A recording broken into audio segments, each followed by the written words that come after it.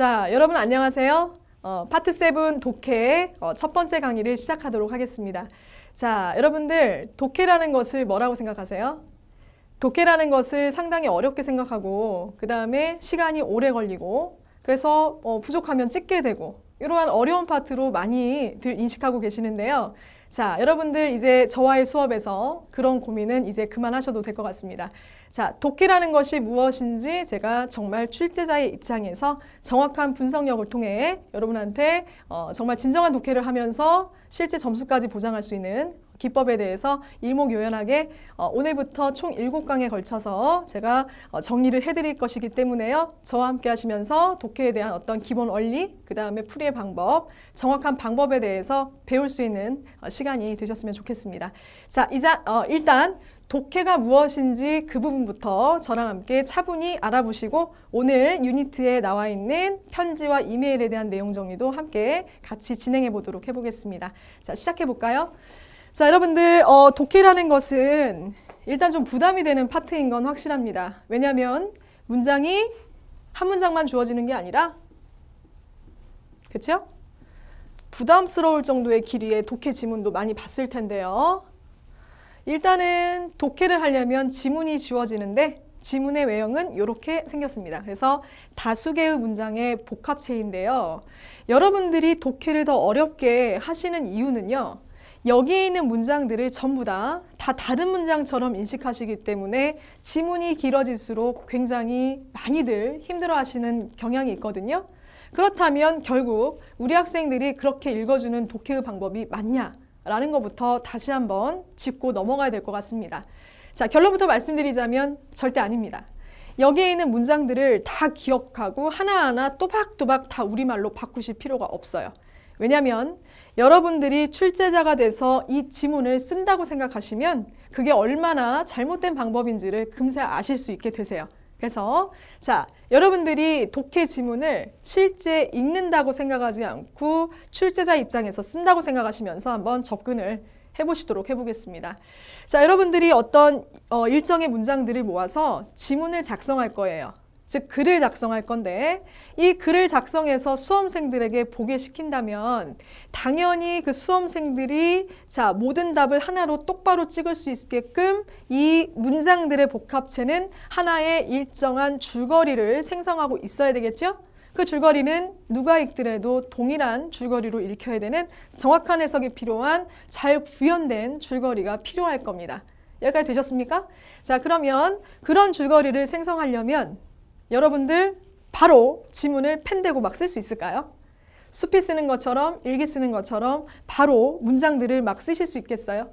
그걸 보고 수험생들이 똑같은 답을 찾을 수 있을까요? 그럴 수 없겠죠? 자, 하나의 객관적인 줄거리가 구현되려면 바로 지문이 생성되는 게 아니라 일정의 개요 작업이라는 걸 거치게 됩니다. 우리가 그걸 역으로 이용했을 때 지문의 길이와 관계없이 하나의 줄거리를 잘 읽어낼 수가 있게 되는 거거든요. 그래서 개요 작업이라고 한다면 눈에는 보이진 않지만 일관된 줄거리가 생성되게 하기 위해서 일반적으로 처음, 중간, 끝의 글의 구조를 가지고서 시험의 지문이 생성이 되고 있습니다. 그래서 첫 부분에는 내가 이 줄거리의 핵심에다가 무엇을 얘기할 것이냐 라고 해서 전반적인 내용을 언급하게 되고요. 그 다음에 전반 내용을 초반에 언급한다고 해도 이 글을 읽는 사람들한테 내가 느끼는 것처럼 똑같이 느낄 수 있도록 설득력 있게끔 글을 전개시켜야 되겠죠. 그래서 전반 내용을 서포팅할 수 있는, 즉 지원할 수 있는 자 세부 내용이 중간에 구조에 나오게 됩니다. 그 다음에 마지막 마무리는 토익은 실용 지문이라고 해서 실용, 실생활에 활용하세요 라는 뜻으로서 마지막에 명령문 중심으로 추후 당부 내용으로 마무리를 짓는 것이 토익 지문들의 특징입니다. 그래서 이렇게 여러 문장을 보게 되는 7, 그 다음에 else에 여러분들 3하고 4 배우실 거죠? 자, 그 부분도 다 줄거리 시험인데 읽기든 듣기든 전부 다 수험생들이 동일하게 찍을 수 있는 객관적 줄거리의 생성을 위해서 처음, 중간, 끝의 개요를 똑같이 가지고 출제자가 쓰게 됩니다. 이 부분을 잘 이용해 주신다면 지문의 길이와 관계없이 일정한 답을 잘 찾을 수가 있을 거예요. 그래서 제 수업의 핵심은 어디냐? 여러분들 지문의 길이와 관계없이 지문이 길어서 문장이 많다 하더라도 여기서 얘기하고자 하는 건 자, 초반에 언급된 전반 내용의 그 하나의 흐름이겠죠. 요걸 잘 잡아주는 게 우리의 관건이거든요. 그래서 그걸 잡아주는 그 목표의 핵심은 어디에서 확인할 수 있느냐? 제 수업의 가장 핵심은 바로 여기입니다. 자, 별표를 한 100개 해도 괜찮을 것 같아요. 굉장히 중요한 부분인데 전반 내용을 확실히 캐치를 해서 들어가면 우리는 뭐 할 수 있느냐?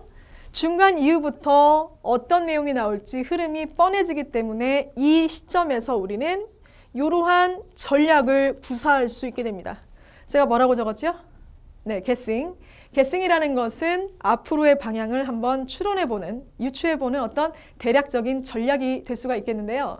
이런 전반 내용을 캐치해서 guessing을 하게 되면 이후부터는 굉장히 자, 여기에 있는 어휘가 어렵고 지문이 길고 문장이 복잡하다 하더라도 어떤 내용이 나올지 이미 전반 내용을 바탕으로 다 예측이 됐기 때문에 굉장히 심플하게 내용만, 핵심만을 확인하는 진정한 독해가 가능하게 되는 기법이라고 보시면 되시겠습니다.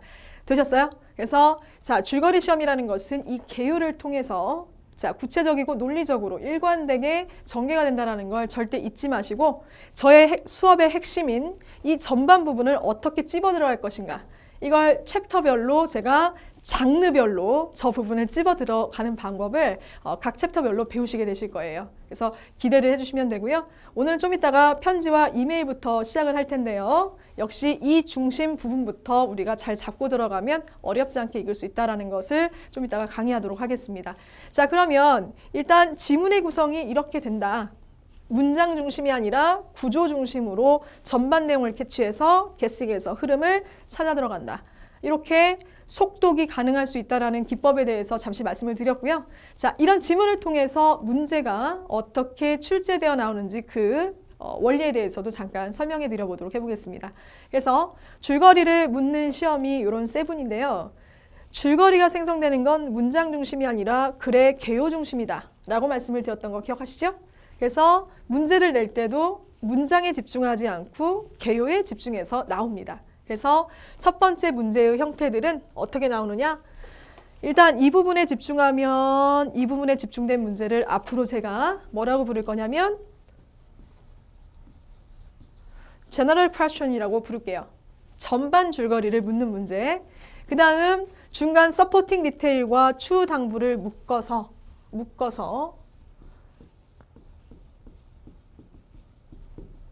자, 스페시픽 아이템으로 퀘스천이라고 앞으로 명하겠습니다. 그래서 여러분들 앞으로 문제를 읽으실 때도요. 번역하지 마시고요. 자, 키워드를 적절하게 찾으시면서 그 문제의 유형이 전반 내용에 답이 있는 제너럴 퀘스천인지 그 다음에 중간 세부 내용 속에 답이 있는 스페시픽 퀘스천인지 반드시 유형을 구별해서 자, 읽는 방법도 전반 내용을 찾을 때까지는 정독을 해주시는 게 좋겠죠? 어떤 내용의 글인지 알 수가 없으니까요. 그래서 General Question은 첫 부분에서 여러분들 정독으로 찾아주시고요. 그 다음부터는 guessing을 하기 때문에 내용만 확인하면 되시잖아요. 그래서 디테일한 키워드가 있는 Specific Question은 여러분들 그 예측한 내용 따라서 속독하시다가 적절하게 여기에서 언급된 디테일한 키워드 바로 앞뒤에 답이 있다.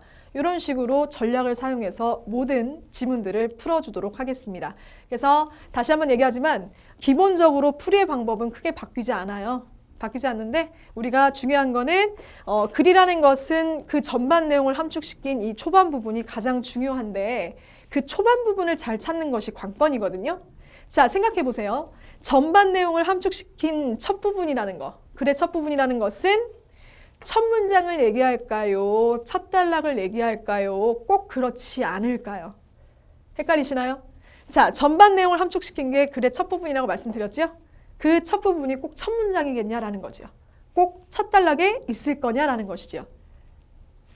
알 수 없나요? 자, 이렇게 기준이 모호하시면 풀어 들어갈 때 시작이 안 되겠죠? 그래서 거기에 대한 전략을 드릴 텐데요. 자, 여러분들 우리 전반 내용이라는 건 결국 뭐냐? 첫 부분에 언급되어 있지만 그 부분을 콕 집어서 얘기한다면 우리 수업의 가장 중요한 핵심어 topic, 센텐스라는 것을 앞으로는 굉장히 잘 찾아주셔야 됩니다.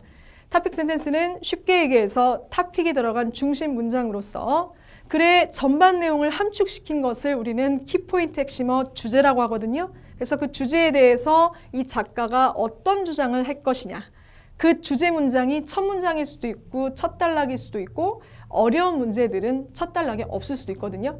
그래서 그 부분을 제가 찾아 들어가는 방법을 글의 장르별로 설명을 드릴 거예요. 무슨 말이냐? 자, 글에는 이렇게 구조만 있는 게 아니라 여러분들 서식에 따라서 이런 게 있어요. 자, 좀 다소 복잡한 것 같은데 잘 들어보세요. 타이틀이라는 게 있는데요. 타이틀이라는 것은 글의 제목이라는 것이죠.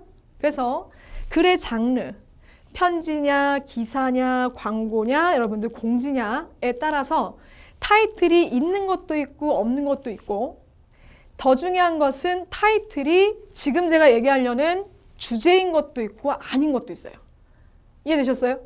예를 들면 타이틀이 있고 타이틀이 주제인 글은 타이틀에서 주제를 뽑아서 그게 들어간 문장이 찾아지면은 그게 첫 문장이 아니더라도 주제 문장이 되면서 주제 문장은 모든 전반 내용을 함축시킨 가장 대표 문장이 되거든요.